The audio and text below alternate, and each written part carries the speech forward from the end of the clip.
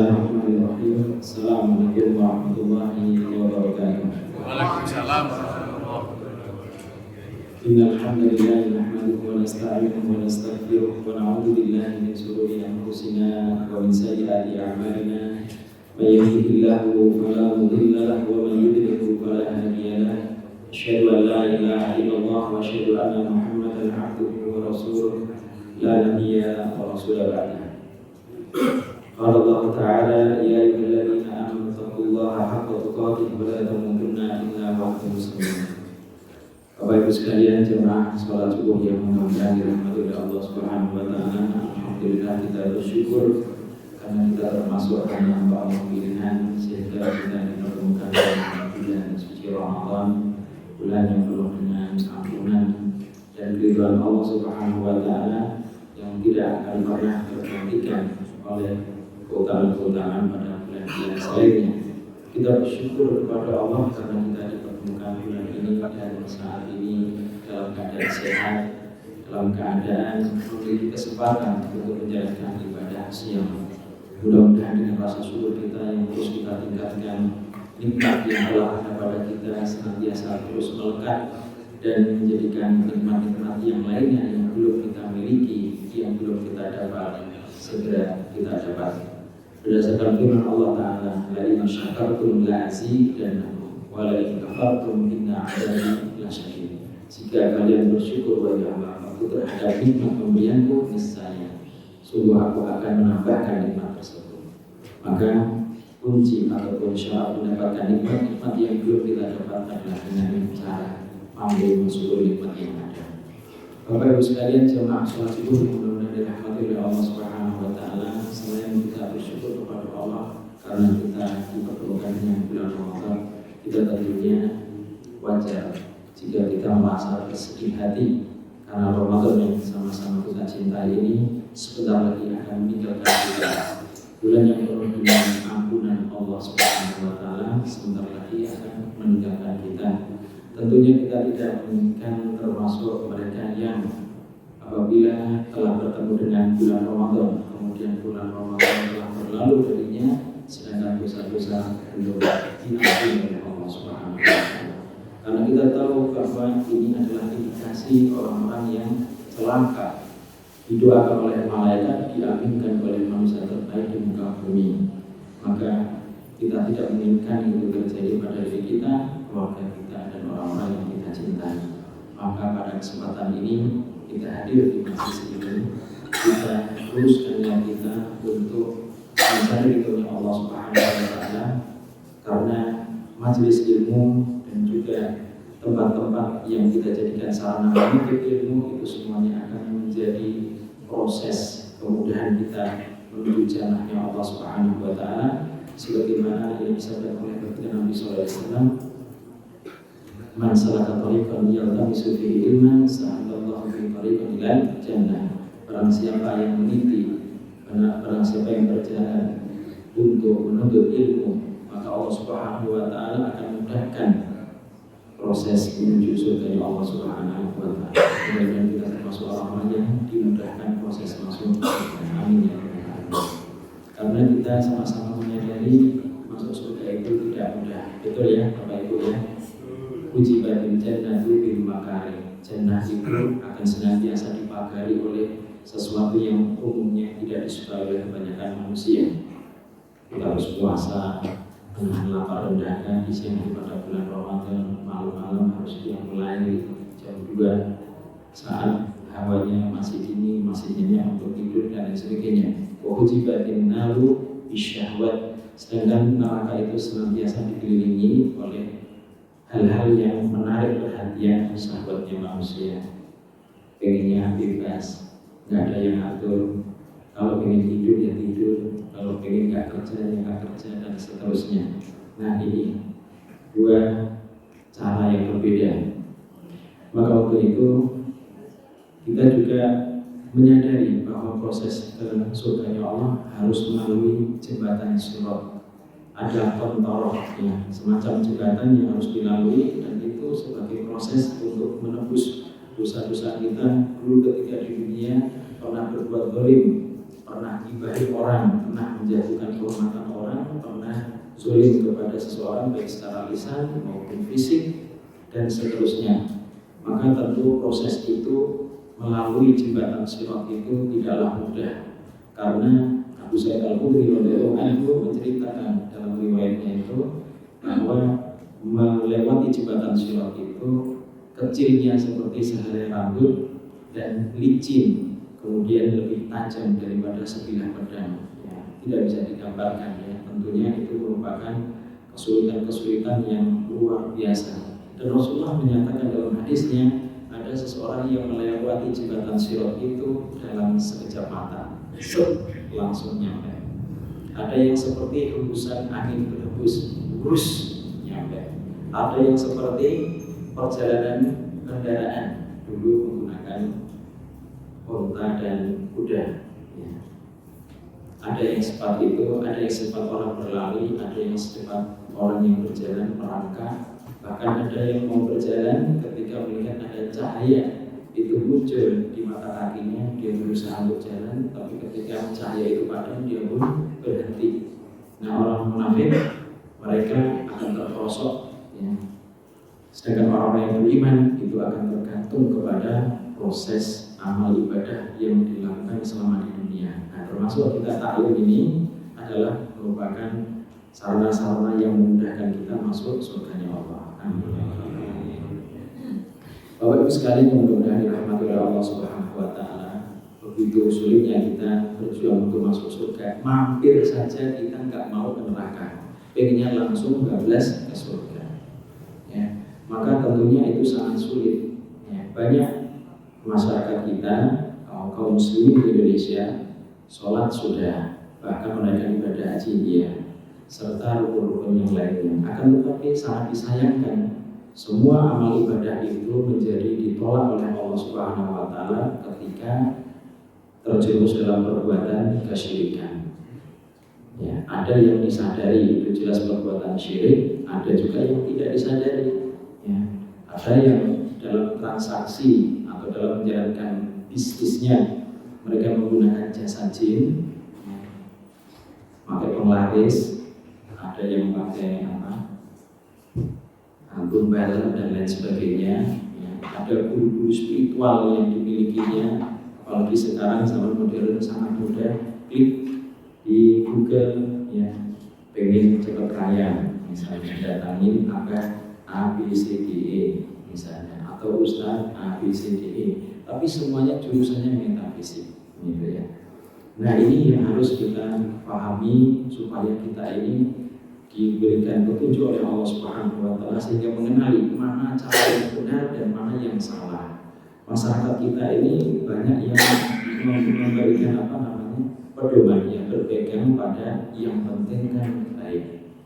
Padahal ini tidak sepenuhnya benar. Kalau pedomannya yang penting baik, ya, kemudian menghalalkan segala macam cara, ini namanya tidak dibenarkan.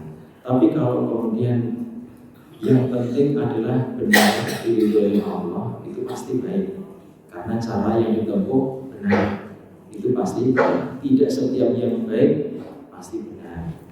Ada masyarakat kita yang terlalu dominan dari satu sisi dalam hal ibadahnya, ya, dia pandai bersolawat, cinta solawat, kemana-mana solawat judulnya, gitu ya. Tapi tidak pandai dalam beritibar, mengikuti, meneladani Nabi SAW.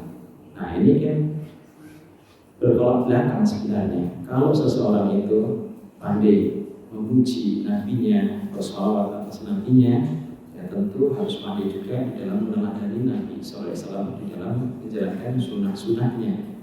Apalah arti kita pandai bersolawat, tapi kalau tidak mau mengikuti tuntunan Nabi SAW. Nabi bersabda, "Man mata la yusyriku billahi syai'an dakhala al-jannah." Siapa yang mati tidak dalam keadaan mensekutukan Allah pasti masuk surga. Wa man mata yusyriku billahi syai'an dakhala an-nar. Dan barang siapa yang mati dalam keadaan mensekutukan Allah pasti dia masuk neraka. Nauzubillah min dzalik. Ya, bahkan ada salah satu kasus, ini anak pesantren ketika dia punya neneknya ini dan kakeknya profesinya dukun, Bapak Ibu.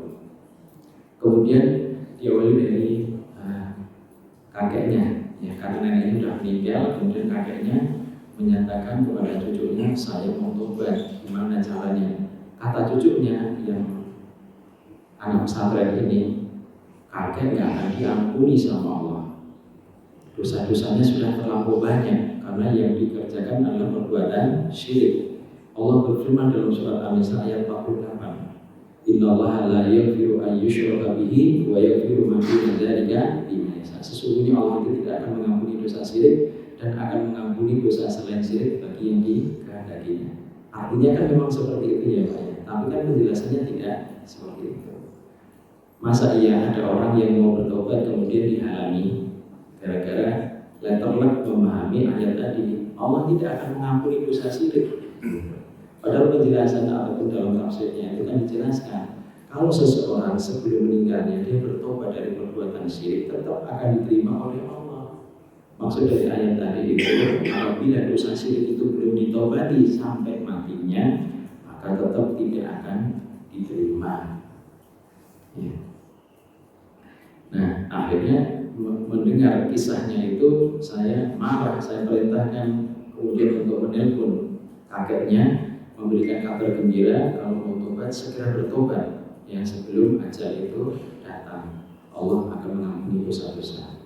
Bapak Ibu sekalian yang mudah dirahmati oleh Allah Subhanahu wa taala. Kemudian kasus yang lainnya di tengah-tengah masyarakat kita ini ya beberapa waktu yang lalu marak ya kaula mudanya itu beramai-ramai mencari tahu tentang masalah khodam. Ayo cek khodam masing-masing, apakah khodamnya aktif, apakah enggak. Kalau enggak aktif, diaktifkan untuk masa depan yang lebih cerah. Ya. Nah ini kan kalau tidak memiliki basic akidah yang kuat akan larut ya dalam ajakan teman-temannya itu. Ya. Ar-rajulu ala dini khalilihi, kata Rasulullah SAW, seseorang itu tergantung pada agama temannya. Kalau temannya baik, maka yang berteman itu juga akan menjadi baik. Tapi kalau temannya buruk, maka dia akan juga menjadi orang yang buruk. Maka masyarakat muslimin rahimahullah, jadi Qarin ini telah diterangkan oleh para ulama, diantaranya adalah Syekh Ali As-Sobuni dalam satu tafsirnya. Beliau menyebutkan bahwa Qarin adalah dari bangsa jin yang Allah Subhanahu wa taala tetapkan pada setiap manusia. Jadi setiap kita pasti ada jin qarinnya, jin pendampingnya, dan mayoritas mereka akan membisikkan kejahatan kepada diri kita. Ya, ditambah lagi kita punya hawa nafsu yang selalu condong kepada hal-hal yang buruk.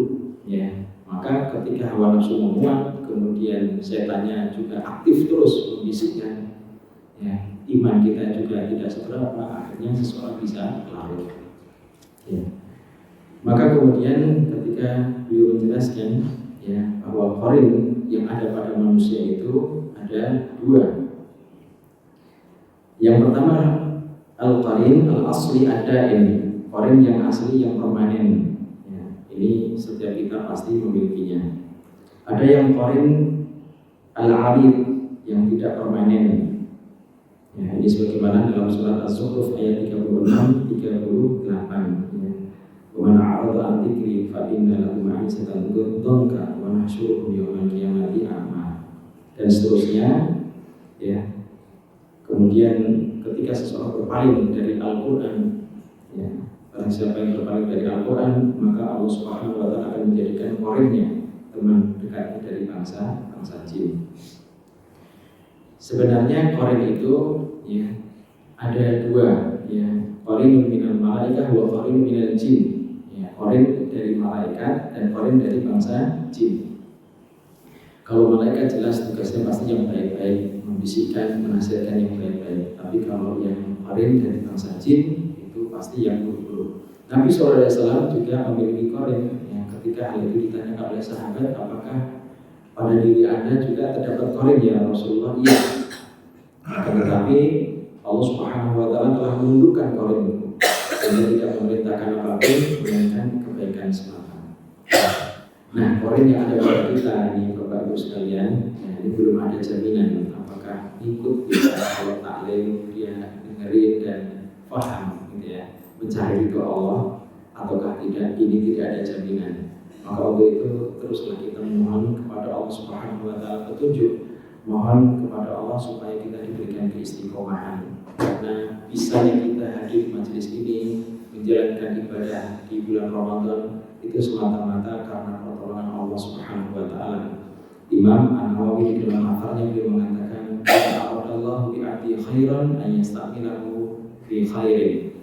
Jika Allah Subhanahu wa taala menghendaki hambanya itu menjadi baik, menghendaki hambanya itu jadi orang yang soleh, maka Allah Subhanahu wa taala akan mudahkan di dalam menjalankan setiap ketaatan. Nah, kalau kita sekarang ini kecenderungannya kepada hal-hal yang negatif, ya kita khawatir, kita cemas, apakah kita ini belum dikehendaki baik oleh Allah. Makanya kita yang harus bersungguh-sungguh berikhtiar, ya, mencari hidayah. Sebagaimana nasihat Nabi kepada Mu'ad, "Ya Mu'ad, la tada'anna fi duburi kulli sholatin taqulu." Wahai Mu'ad, jangan pernah engkau lupa di penghujung sholatmu engkau membaca doa, "Allahumma a'inna ala dzikrika wa syukrika wa husni ibadah." Bapak Ibu sudah hafal ya. Ya Allah, tolonglah. Nah, permintaan a'inna, tolonglah, bantulah aku agar senantiasa mengingatmu 24 jam kali sekian. Kemudian a'inna ala dzikrika wa syukrika, yang kedua, bantulah aku ya Allah agar senantiasa bersyukur. Karena Allah menyatakan, "Wa qalilun min ibadiy syakur," sangat sedikit hamba-Hamba yang bersyukur.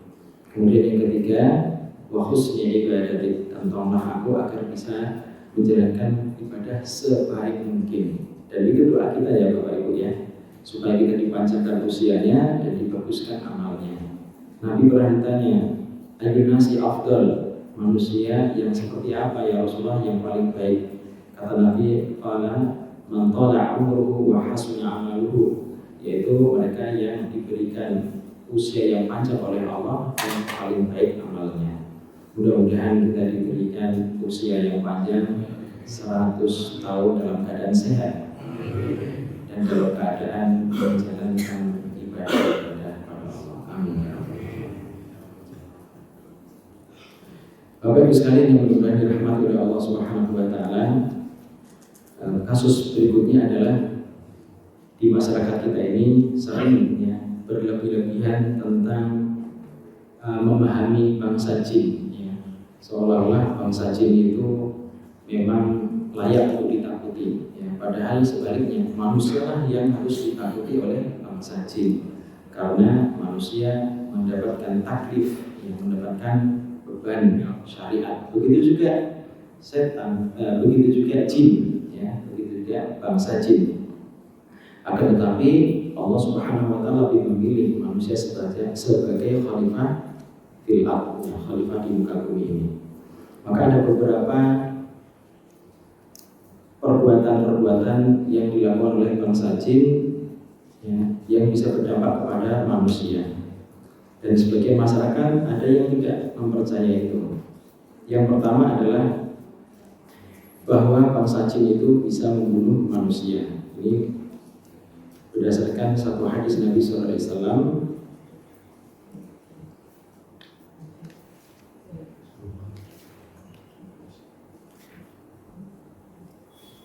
tentang seekor jin.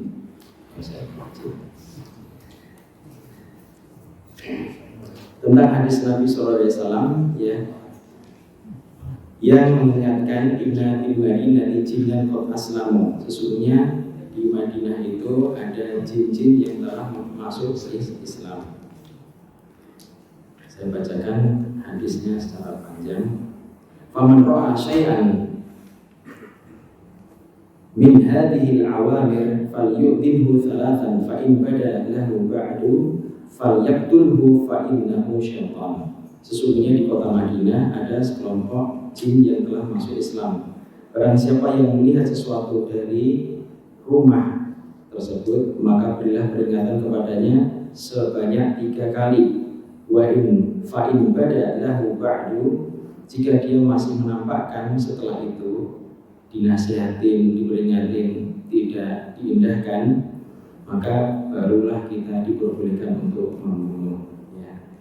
Nah, hadis ini dikaitkan dengan suatu riwayat dari Abu Sa'id Al-Khudri, di mana ada sahabat yang saat itu masih pengantin baru, Pak.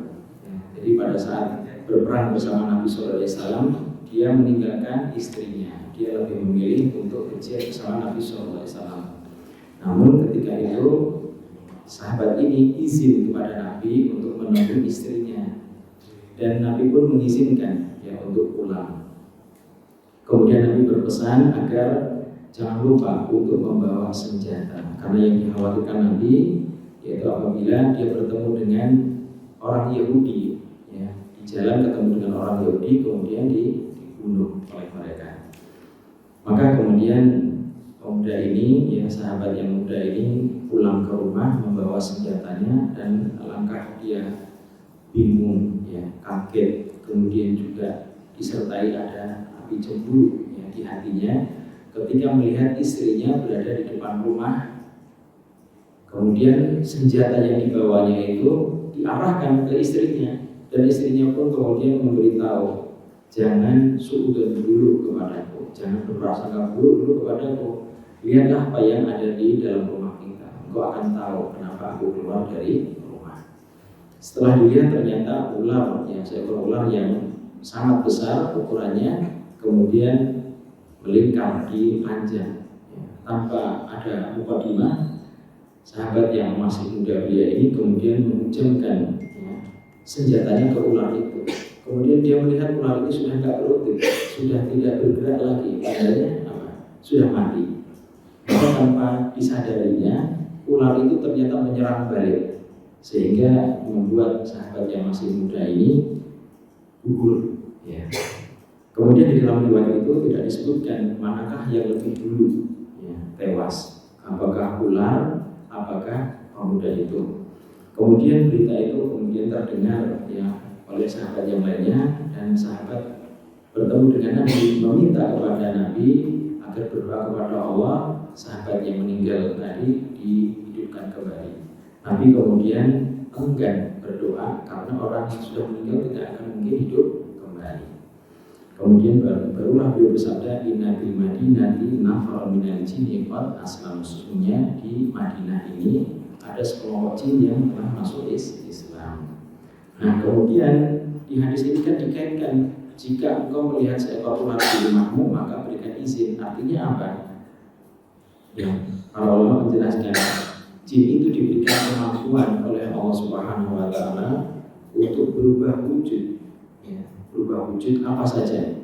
Ya, kemudian dalam hadis yang lainnya diterangkan dan dikuatkan, ya, bahwa jin itu suka berubah wujudnya ke dalam bentuk ular salah satunya. Di dalam Sahihul Jami' Shahih disebutkan, inna jinna salah satu asma fil, sesungguhnya jin itu ada 3 modelnya. Sinfun lahu ajnihah yatiru fil hawa. Yang pertama, dia kelompok yang punya sayap dan mampu terbang di angkasa. Wa sinfun yuhiluna wa yu'minun. Yang kedua, wa sinfun hayatun wa kilatun, yaitu golongan yang kedua ini mereka yang suka merubah wujudnya ke dalam bentuk wujud binatang, ular, ya, hayatun itu ular, dan kilabun itu anjing. Ya, maka dalam riwayat yang lain disebutkan kalbul aswad syaitan, anjing hitam itu setan. Artinya ada anjuran untuk membunuh anjing hitam yang setan. Kira-kira Bapak Ibu bisa mengenali tidak? Kalau tidak mudah mengenali, ya jangan asal main bunuh. Ya, yang dikhawatirkan anjing beneran, ya, kan tidak boleh. Bahkan kalau ada anjing yang kehausan, kita kemudian bantu beri minuman karena kasihan, itu kita bisa mendapatkan rahmatnya Allah Subhanahu wa taala. Kan begitu. Ya, jadi apa yang diperintahkan oleh Allah tidak akan ada kontradiksi atau bertentangan dengan sabda Nabi sallallahu alaihi wasallam. Ya. Jadi tidak boleh serampangan, Pak. Kita membunuh anjing hitam, setan, dibunuh biar dapat pahala, gitu ya. Ini kalau kita bisa memastikan dia jelmaan setan, baru bisa. Nah, di antara tandanya adalah ketika mendengar lantunan ayat suci Al-Quran, kemudian mendengarkan adzan dia kemudian menggonggong, dan itu bisa dipastikan setiap kali ada bacaan Al-Quran yang dia dengar ataupun adzan berkumandang, selalu dia menggonggong. Nah itu ada indikasi kuat bahwa dia adalah jin bangsa jin. Ya.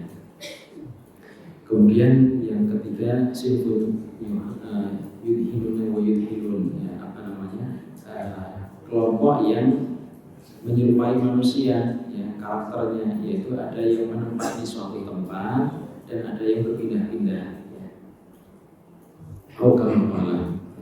Ada yang sudah punya rumah sendiri, ada AJB, kalau kita yang sudah ada AJB bahkan sertifikat, jadi nggak bisa digusur lagi, ya. Ada yang pindah-pindah kontrakan. Nah, beberapa waktu yang lalu itu ada seorang ikhwan itu yang kena gangguan jin, jadi dia merasa berat di badannya itu. Aneh nih, saya timbangannya kalau timbang berat badannya sekian, gitu ya, memang posturnya gede, gitu ya. Tapi nggak seberat ini, gitu. Saya tanya, kalau pas untuk ibadah, misalnya baca Al-Quran, pergi ke masjid sholat berjamaah, timbul rasa malas yang amat sangat ya? Enggak, saya enggak ada rasa malas kalau beribadah. Cuma yang saya rasa ini badan berat. Aneh saja Pak, berat ini badan saya. Kalau ditimbang ini biasa, gitu, wajar, gitu. Ya, tapi yang enggak wajar itu saya merasa berat. Nah, akhirnya ya sudah diruqyah saja. Setelah diruqyah, kami dia ditemani oleh anak gadisnya dan istrinya. Itu jinnya pindah ke anak gadisnya kesurupan. Saya tanya karena dia merasa kesakitan ketika saya bacakan Al-Quran. Siapa kamu? Saya jin yang ada di situ. Dia tunjuk di perut apinya. Ngomong yang jelas, siapa kamu? Saya jin yang ada di situ. Stop, jangan bacain terus, saya panas. Gitu, kata dia. Ya, saya tadinya nggak percaya karena kan omongan jinnya penuh dengan drama.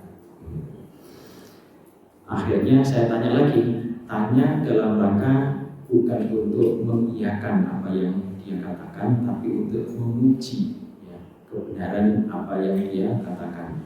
Itu boleh kalau untuk menguji. Kenapa masuk di dalam badan bapaknya? Karena dia itu suka ngomel di pasar. Memang aktivitasnya sehari-hari sering di pasar. Terus apa kaitannya dengan kalian? Ya kan dia omongannya nggak enak. Saya jin bisa mendengar omongan manusia. Kalau manusia pun merasa nggak enak dengar omongan dia, bangsa jin juga merasa terganggu dengan omongan dia. Terus saya selidiki, saya tanya kepada orang dekat, yaitu istrinya. Benar nggak Bu? Banyak nyelekitnya nggak kalau ngomong? Ya kami ini sudah lama menikah, ya sudah terus terang saja saya buka di sini. Itu kalau nadanya tinggi dikit aja itu kita benar berasa itu, padahal kita kan udah biasa gitu bertahun-tahun ya begitu. Cuma ya kita aja yang istrinya sendiri ngerasa tersakiti gitu. Ya, jadi kalau orang lain apalagi jin merasa seperti itu wajar. Jadi jinnya itu sampai berapi-api ya di dalam menyampaikan kalimatnya itu. Ketika saya nggak percaya gitu, coba tanya yang lainnya. Gitu. Ini kan gara-gara dia. Supaya dia tahu apa diberikan pelajaran supaya nggak mengulangi lagi. Tapi yang bersangkutan nggak merasa, ya, karena mungkin sudah menjadi kebiasaan kan. Akhirnya kita nasihatin sudah apa? Maka surah kalamu, kafur khota'uhu. Siapa yang banyak bicaranya mesti banyak salahnya. Gitu ya. Udahlah, sekarang muhasabah saja. Kalau kita tidak bisa berkata yang baik, lebih baik diam. Jangan sampai lisan kita itu kemudian merugikan orang lain. Nah kemudian selesai itu, dia mau keluar dan mau mengucapkan syahadat. Saya untuk mengecek kebenaran itu, saya tanyakan langsung kepada yang bersangkutan yang mengalami kerasukan itu. Apakah yang dia katakan itu sungguh-sungguh ataupun mainan? Itu biasanya bisa diketahui karena kan dia berada di badan seseorang. Nabi mengatakan inna syaitana yajri 'alal insani majra dam. Sungguhnya setan itu masuk ke dalam tubuh manusia melalui peredaran darah. Ya, jadi kita karena sering menangani kasus-kasus seperti ini, jadi seolah-olah sedikit demi sedikit gitu ya diberitahu oleh Allah tentang psikologi jin. Ya tentunya tidak jauh berbeda dengan psikologi manusia. Ya, ketika dia cara bicaranya itu seperti apa, ya, kemudian kita cek, ya, ternyata sesuai, maka barulah kita menganggap ada benarnya. Gitu ya. Bapak Ibu sekalian yang mudah-mudahan dirahmati oleh Allah Subhanahu Wa Taala. Kemudian juga kita lanjutkan saat itu, kita bacakan kembali. Kemudian muncul ya, jin itu menyurupi anaknya yang tadinya sudah sadar, sudah enakan. Kemudian setelah diulang lagi bacaan itu, nah tiba-tiba anaknya kesurupan lagi. Gitu ya. Tetapi anaknya merasakan karakter yang berbeda dari yang sebelumnya. Nah ketika itu saya tanya lagi, siapa Pak? Saya jin yang ada di badan Bapak itu. Kenapa kalian masuk? Saya nggak terima karena rumah saya dirusak sama Bapak itu. Bagaimana bisa? Ini kan kayak nggak masuk akal sebenarnya saya. Awalnya saya itu menolak gitu ya. Pernyataan itu ini drama Korea gitu. Tapi akhirnya karena dia tadi mengungkapkannya itu berbeda caranya. Ya seperti kalau misalnya ada seseorang yang dituduh mencuri padahal dia nggak mencuri gitu. Mesti dia kan dia akan memunculkan respon penolakan kan. Bahkan dia marah, saya nggak bersalah, kok dinyatakan bersalah, dia pasti melawan, memberontak. Nah kurang lebihnya seperti itu yang saya baca psikologinya. Ya. Jadi dia menuntut balas karena rumahnya itu merasa dirusak dan rumahnya itu hancur sehingga mengenai bayinya. Ya, jadi anaknya yang masih bayi itu terluka dan lukanya itu sampai menimbulkan anak. Wallahu a'lam bishawab. Tapi ya, Bapak itu saya yakin kalau dikasih Allah Ustaznya membuat. Ya. Tapi silakan Bapak mau percaya atau nggak percaya, kita orang lapangan. Ya. Kita melihat kenyataan dan sesuai apa yang disampaikan oleh Nabi SAW. Jadi kalau kita mau melakukan apapun, jangan lupa membaca Bismillah. Dalam hadisnya diterangkan, ucapan qaulul Bismillah, ucapan Bismillah saja itu memberikan satir, ya, dari pandangan setan, sehingga setan itu merasa terwarning. Jadi manusia itu sudah memberikan SOP. Jadi kalau itu kemudian merugikan bangsa mereka tidak bisa menuntut. Baik dengan cara mereka merasukin gitu ya, atau gangguan-gangguan yang lainnya yang bisa ditimbulkan. Karena manusia sudah mengatakan Bismillah. Kemudian dalam hadis yang lain diterangkan juga ulu amalin tibarin lam yubda bil basmalah fahuwa. Ya.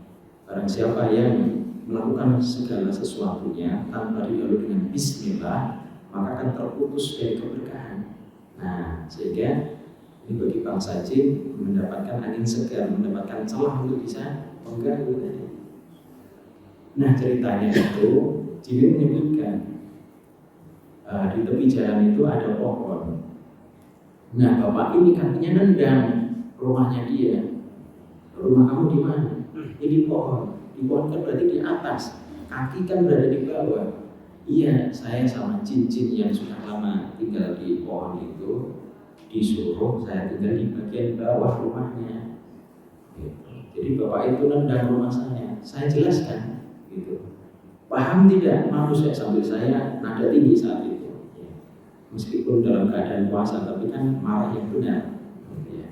Ini terjadi pada saat puasa, Pak ya. Kan setan dibelenggu kan, nyatanya kesurupan itu. Ya. Jadi menurut penjelasan dalam kitab Riyadhus Shalihin, bahwa yang dimaksud dibelenggu ini adalah min kibarihim, para seniornya Pak. Jadi ini jelas yang masih mengganggu ini yang junior. Jadi saya jelaskan manusia itu tidak bisa melihat kalian yang bisa melihat kami. Ya, jadi jangan disamakan dengan orang-orang yang menyengaja nyakitin kalian. Saya jelaskan itu, tapi tetap dia nggak tidak mau memaafkan begitu saja. Pokoknya jelas ini menimbulkan kerugian dan korban. Saya bilang mana anaknya gitu ya. Kemudian saya berdoa, ya saya juga nggak ngerti posisinya di mana. Intinya saya doakan supaya disembuhkan oleh Allah. Setelah saya membaca Allah Rabbana Bil Ba'as, yang sebelumnya saya juga pernah mendoakan mereka ketika mereka ada yang sakit gitu ya, pada saat proses ruqyah itu kan saya pencet mereka ada yang kesakitan terus mau masuk Islam, itu saya doakan doa supaya diberikan kesembuhan. Nah yang semacam ini juga sama ya, itu akhirnya sudah Ustaz, alhamdulillah luka yang ada pada anak saya sudah membaik, saya sudah bisa memaafkan. Ya udah, akhirnya saya beri kesempatan belajar di masjid, nggak usah tinggal di rumah yang dulu lagi. Itu akhirnya dia berkenan keluar dan itu disertai muntah ya. Jadi kita cek untuk memastikan apakah dia benar keluar atau enggak, dan kita pilih keluarnya lewat mulut. Sebab kalau lewat tangan sulit terdeteksinya, atau lewat kaki sulit terdeteksinya, meskipun kita tahu kebiasaannya kalau lewat tangan dan kaki cara ngeceknya nanti dia akan merasakan kesemutan menjerat lewat jari-jari tangan, dan paling ujung ini akan merasakan baal yang amat sangat. Nah itu tandanya dia misalnya keluar. Nah setelah itu hilang, baalnya hilang itu, dan bisa dicek bagaimana setelah mengalami baal yang hilang itu badannya ringan, apa yang diperlukan tidak lagi ada gitu. Tapi saya nggak mau keluarnya lewat itu, saya selalu perintahkan keluar lewat mulut meskipun dalam keadaan puasa.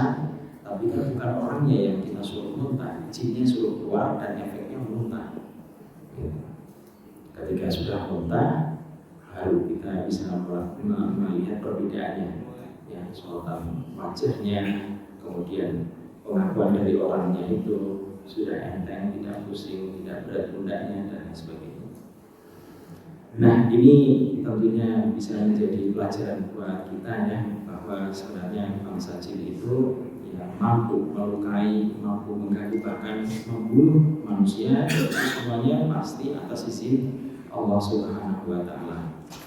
Ya, jadi kita jangan takut dengan adanya gangguan-gangguan mereka, tetapi kita harus senantiasa memohon perlindungan kepada Allah dengan zikir pagi petang. Karena Ibnu Qayyim al-Jauziyah mengatakan orang yang senantiasa berzikir kepada Allah pagi dan petang serta doa-doa harian itu seolah-olah dia mengenakan baju besi, sehingga setiap serangan yang tertuju kepadanya itu akan terhalang ya dengan baju itu. Bahkan serangan itu bisa kembali kepada orang yang menyerang. Ada satu kisah, saya berada di satu grup ya para ruqyah, di situ ada Syekh Abdul Barok, orang Yordan, muridnya Syekh Saleh Najib, seorang mufti Saudi Arabia, ulama senior di Saudi Arabia. Nah di situ kami mendapatkan ada pengakuan dari mantan dukun di Arab sananya. Dia mantan dukun yang cukup senior. Setiap kali dia nyantet pasti cesplong, tokcel gitu ya, sat langsung kena. Nah suatu ketika dukunnya ini ya, dia bingung ketika mendapatkan order harus nyantet si A gitu ya. Itu dia kirim jin gitu. Jin itu kembali dengan tangan kosong, gak berhasil. Kemudian akhirnya diulangi lagi, kirim jin yang lebih senior di atasnya. Titik koordinatnya sudah jelas Bang. Korbannya itu ada di rumah atau di tempat kerja. Udah, gak berhasil. Yang ketiga dikirim lagi, tapi lebih senior lagi. Itu sudah kelihatan orangnya, tapi begitu ditelusuri ke lokasi, titik koordinatnya hilang, gak kelihatan. Bingung dulunya. Baru-baru ini menemukan proyek yang susah. Terus nggak fokus gitu. Akhirnya Pak, ya haji yang dikirim yang keempat ini di bawahnya ifrit, lebih senior kan daripada yang tiga tadi. Dikirim ke sana itu nggak nemu juga. Padahal sudah jelas dia itu ada di rumah, kalau nggak ya mesti kerja. Itu ulang. Ya. Akhirnya dikirimlah ifrit. Ifrit ini bangsa jin yang memang di atas rata-rata kemampuannya. Kalau dengar kata-kata ifrit itu kan dulu juga disuruh-suruh oleh Nabi Sulaiman pernah memberikan tawaran kepada Nabi Sulaiman untuk memindahkan istana Ratu Bilqis yang ada di Yaman pindah ke Palestina. Itu kan melewati beberapa negara itu kan ya Pak ya. Hanya kurun waktu yang sangat singkat, engkau duduk atau berdiri dari tempatmu, engkau sudah mendapati istana itu sudah pindah. Berarti kan kemampuan luar biasa. Nah, Ifrit ini yang akhirnya diutus kerjakan proyek ini. Itu nyarinya itu dari timur sampai barat. Jadi bukan di titik koordinat aja, bukan di tempat tinggalnya, bukan di tempat kerjanya saja. Di obrak-obrak dicari-cari itu. Kalau istilah kita itu dari Sabang sampai Merauke itu cari gitu. Tidak hanya terfokus pada 2 titik itu aja. Dicari-cari nggak nemu. Lalu setelah itu dia tobat, masuk Islam, dan dia akhirnya memahami, ternyata setiap orang Islam itu berbeda-beda tingkat perlindungannya. Gitu. Ya seperti tadi bisa dilihat, tapi ketika sudah didekati hilang. Terus ada lagi yang tidak bisa terdeteksi, bahkan sampai tingkatan jin yang paling senior, ya untuk mencarinya pun kesulitan. Nggak bisa kelacak gitu ya. Jadi ini apa yang disampaikan oleh Nabi Sulaiman ya, barang siapa membaca zikir pagi petang Allah akan memberikan perlindungan. Siapa yang membaca surah Al-Baqarah pasti akan diberikan perlindungan yang lebih dari sekedar zikir pagi petang. Siapa yang rajin berwudu, ada teman saya Pak, mantan dukun dia bilang, dan kita tanya, orang yang sulit disantet oleh kamu waktu kamu jadi dukun itu yang model gimana? Yang suka menjaga wudunya. Nah sekarang jadi rukyahnya dan pengasuhan anak yatim. Kemudian orang yang senantiasa membaca surah Al-Baqarah, ya, surah Al-Baqarah yang dia baca di tempat tinggalnya, ya, kemudian ya secara umum menjalankan sunnah-sunnah Nabi SAW itu yang akan susah ya ditembus oleh mereka. Baik, demikian saja yang dapat kita sampaikan. Mudah-mudahan kita bisa mengambil ibrah ya, dari kejadian-kejadian yang tadi saya sampaikan. Barangkali ada pertanyaan dari Bapak Ibu sekalian ya, sebelum kita akhiri atau sebelum kita masuk waktu suruh jam 5 lebih 58 atau jam 6. Silakan. Ya.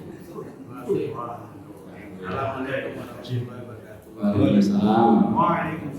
Dengan penjelasan ini kita jadi tahu bahwa jin itu punya kehidupan seperti manusia, Pak ya. Iya. Bagaimana cara dia barangkali reproduksi mereka? Yang kedua, apa ciri-ciri tanda-tanda seseorang itu dimasuki oleh jin? Mungkin penyakit atau masuk Pak ya. Dalam Al-Quran, dalam surat Al-Kahfi ayat 50, Allah telah berfirman, "Afatattakhidunahu wa dzurriyyatahu awliya min duni?" Pantaskah kalian menjadikan dia dan keturunannya? Berarti kan mereka bereproduksi, Pak. Ada jin yang laki, ada jin perempuan. Ya, mereka saling terjadi perkawinan di antara mereka sehingga menghasilkan anak dan keturunan. Ini surah Al-Kahfi ayat 50.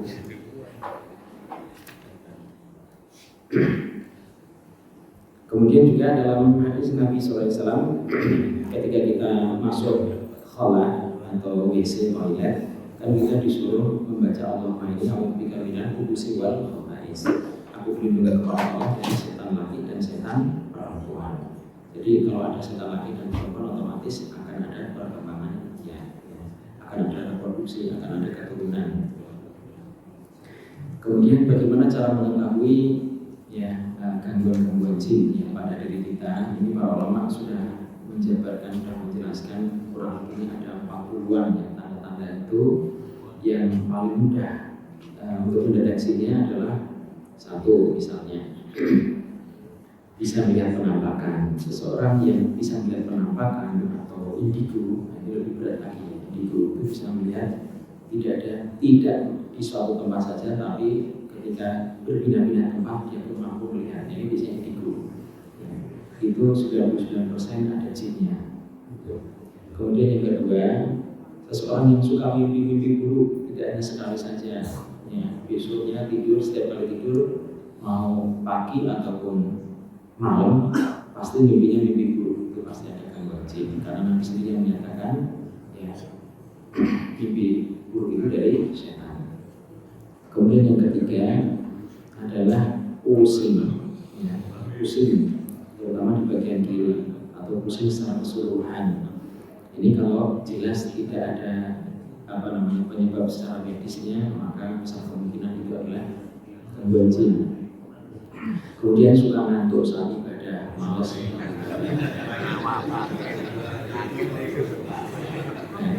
Masuk ke ulama. Ada yang setiap 3 kali atau membaca 3 ayat itu mesti muak. Ini pernah saya nangani kasus ini. Ustaz, ini saya setiap 3 ayat yang saya baca mesti muak.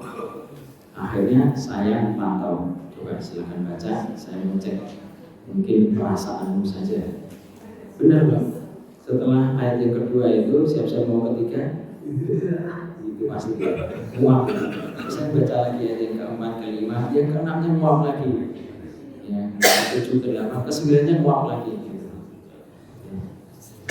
Jadi kalau ada yang pas buka Al-Quran bawaannya muak terus, ngantuk, akhirnya enggak betah baca Al-Quran lama, tanda-tandanya ya. Yang kemudian yang ketara lagi adalah suka temperamen ini, ya, suka marah. Ya. Baik bapak-bapak maupun ibu-ibu, kalau suka marah biasanya ada setannya.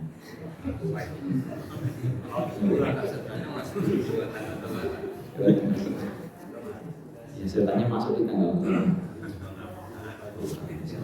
Ya, silakan. Saya pernah dengar cerita kalau ada orang hamil, katanya dihamilin jin.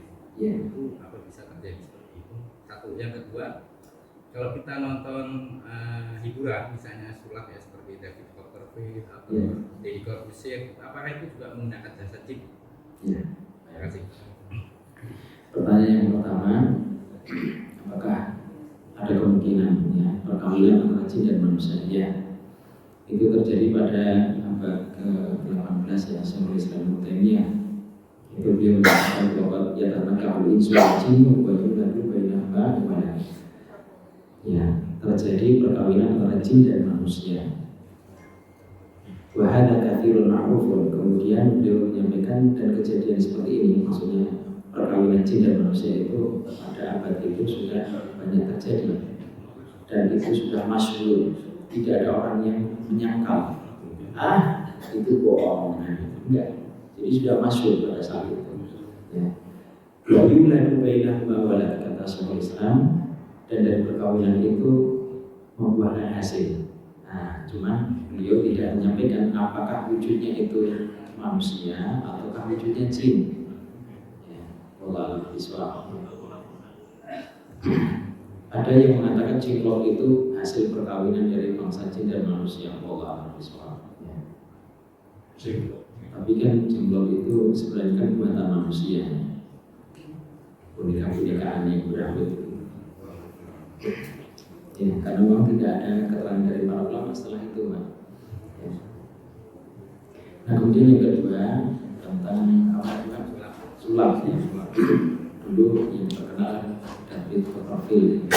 Saya punya buku dialog dengan jin muslim waktu itu, Pak, ya. Nah, untuk sulap itu sendiri kan ada 2 macam. Para ulama menyebutkan ada yang menggunakan ketangkasan, kecerdasan, dan ada yang menggunakan istighdam syayatin, menggunakan jasa setan.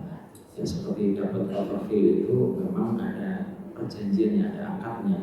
Itu ada seorang wartawan dari Saudi yang mengungkap sehingga dia bisa berdialog dengan jin muslim, ngakunya jin muslim, sehingga pada saat itu muncul sebuah karya tulisnya dari wartawan ini, kemudian menunjukkan perjanjian-perjanjian jin dengan David Copperfield itu ditunjukkan di situ bukti-buktinya. Ya. sehingga dia bisa terbang itu dianggap oleh banyak jin ya, sehingga dia bisa terbang melayang dan lain sebagainya. Wallahu a'lam bishawab. Dan itu memang mampu dilakukan oleh bangsa jin yang bekerja sama dengan manusia ya, seperti dukun-dukun itu dia menyantet ya, si A si B yang melukai, bahkan tidak sedikit yang kasusnya untuk membunuh ya. Makanya kalau kita mendengar pernyataan dari seseorang, oh kamu itu ketempokan jin, ada yang jin yang mengikut kamu dan lain sebagainya, ini biasanya orang-orang begitu ya, atau orang-orang yang sebenarnya setengah dukun atau dia dukun ya, kita tidak boleh percaya itu. Karena memang ada sebagian masyarakat itu sudah ngerti hukumnya, tapi karena ada penasarannya itu akhirnya dia terjerumus. Jadi kalau kita sudah tahu ini orang merasa tahu hal-hal yang gaib, kita hindari daripada kita nanti termakan omongannya. Ya silakan. Pak, dalam rukun atau bunuh jenis sama Ya. Baik, kita tidak bisa memastikan itu ya, karena mereka sendiri nggak bisa kita lihat. Kecuali kalau ada pernyataan dari mereka, itu biasanya kita mengenali mereka terbunuh oleh kita atau tersakiti oleh kita, itu karena ada perwakilannya. Ada perwakilan dari bangsa mereka yang menyatakan itu. Contohnya misalnya, banyak kasus yang kita tangani. Misalnya ada tetangga saya itu mancing, dia cerita bersama temannya, dia mancing, terus temannya itu nemu biawak ukurannya gede, nggak semestinya biawak gitu. Kemudian didekati, dia pun nggak kabur, akhirnya dipegang, disantai. Setelah disantai, malam harinya dia didatangi sosok yang tinggi besar.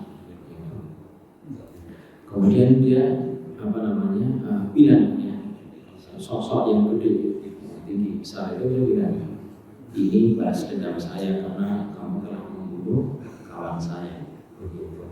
Jadi kalau jin itu kemudian berubah wujud gitu ya, kemudian terbunuh, ya dia bisa mati ketika itu. Cuma kan kita nggak bisa memastikan apakah jin hanya jin atau enggak. Nah waktu itu ada kawan di kota wisata, dia kaget karena di rumahnya yang sudah bersih begitu, kemudian bukan di pekarangan kebun gitu ya Pak, jauh dari semak belukar begitu, lalu ada ular. Akhirnya dia tanya, telepon, ularnya model kayak gini, difoto sama dia. Dia tidak tidak agresif. Kalau saya bunuh pun gampang sekali, tapi kan saya takut itu jin anjing. Makanya saya tanya dulu sama antum. Ambil saja itu ciri-cirinya mirip dengan jin anjing karena dia ekornya itu pendek, kemudian tidak gesit gitu. Akhirnya diambil, dimasukkan ke toples, kemudian diplastikin. Nah saat itu saya sudah, hatinya itu sudah senang karena saya punya praktek. Saya ingin tahu gitu, mau saya jadikan bahan praktek. Nah setelah itu kan lama, teman cerita ularnya hilang. Saya juga bingung, dia di dalam toples itu udah tertutup rapat, kemudian dibungkus plastik, sudah mau dikirim ke saya, tapi hilang. Ya sudah, kan nggak ada tanda-tanda dia bolong lewat plastik itu, nggak ada Pak. Jadi kalau mereka sudah menjelma kemudian terbunuh, kalau kita itu biasanya mereka mensiarkan ada aksi balas dendamnya, dan itu banyak kasus-kasusnya.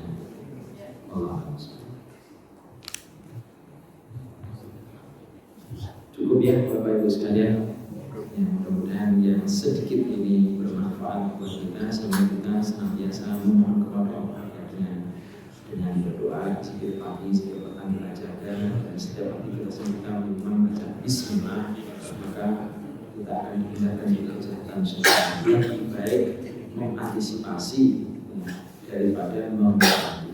Karena kalau sudah kadung, ya, mereka mengganggu kita itu sangat susah. Beberapa waktu yang lalu sebelum Ramadan, teman saya seorang ruqyah itu meninggal. Ya, jadi jin itu balas dendam. Ceritanya teman saya itu ruqyah seorang dokter, dia sakit perut. Terus dokter itu alhamdulillah sembuh setelah diruqyah itu, tapi penyakitnya pindah ke teman. Gitu. Jadi teman sampai kurus kering. Akhirnya udahlah, ini saya ruqyah saja. Menemui saya, minta ruqyah. Ketika saya ruqyah, disertai oleh keluarganya, tapi anaknya nggak lengkap saat itu. Anak pertamanya perempuan menyertai. Sama ketika saya baca Al-Quran itu, yang kesurupan anaknya yang perempuan. Saya tanya, siapa kamu? Saya yang ada di perut ayah, gitu ya. Nah setelah itu kita ruqyah, terus sampai selesai muntah dia, udah tanggap selesai sesi yang pertama. Beberapa pekan kemudian datang kembali, tapi bawa anak yang lainnya, anak perempuan juga, sama kesurupan. Kemudian saya tanya, kamu siapa? Saya jin yang ada di perut itu. Kenapa? Alasannya juga sama. Padahal waktu pertama kali ruqyah itu, anak yang kedua nggak ikut, hanya ditemani anak yang pertama. Pas ruqyah yang kedua, anak yang kedua ikut, kena omongan dia itu persis seperti omongan kakaknya, bahwa saya adalah jin yang ada di perut bapak. Kemudian kenapa mengganggu? Karena dia baik, karena dia orang baik. Maksudnya gini, karena dia suka meruqyah bantu orang gitu, ya salah. Orang baik kenapa disakitin? Ya karena saya nggak suka sama orang baik. Ya Allah, alhamdulillah. Setelah itu dibawa ke RS Pertamina, terus nggak ada perubahan katanya, terus tahu-tahu order Allah, innalillahi wa inna ilaihi raji'un. Mudah-mudahan beliau syahid ya, karena ada hadis Nabi SAW yang menyatakan Nabi berdoa agar di antara kematian umatku itu disebabkan oleh karena apa? To'mu itu tusukan dari bangsa jin. Ada to'un dan to'mu, gitu ya. Sehingga orang-orang yang meninggal karena akibat gangguan jin tadi, baik santet, kena air dan sebagainya, dia insya Allah termasuk syahid. Tatim berdoa kepada majelis. Subhanaka Allahumma wa bihamdika asyhadu an la ilaha illa anta astaghfiruka wa atubu ilaik. Assalamualaikum warahmatullahi wabarakatuh.